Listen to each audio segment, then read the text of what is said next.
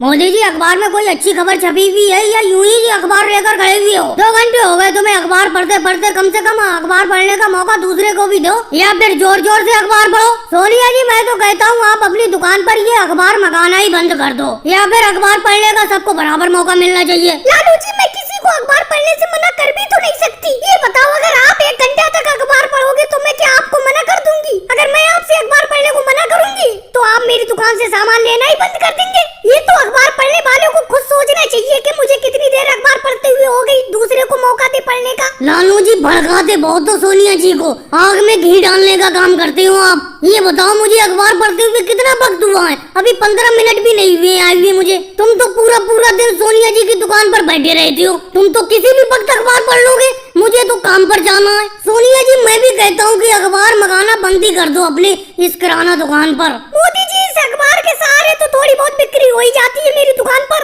नहीं तो मेरी दुकान पर सामान खरीदने के लिए कौन आता है? जो अखबार पढ़ने के लिए आता है वही थोड़ी बहुत सौदा खरीद लेता है, सामान खरीद लेता है मेरी दुकान से। और आप कह रहे हो कि मैं दुकान पर अखबार मंगाना बंद कर दूं? अभी ये अखिलेश देखो कितनी देर से मेरी दुकान पर अखबार पढ़ने के लिए बैठा हुआ है, लेकिन इसे आप अखबार पढ़ने के लिए दे ही नहीं रहे हो। सोनिया जी, इस तरीके से काम नहीं चलेगा।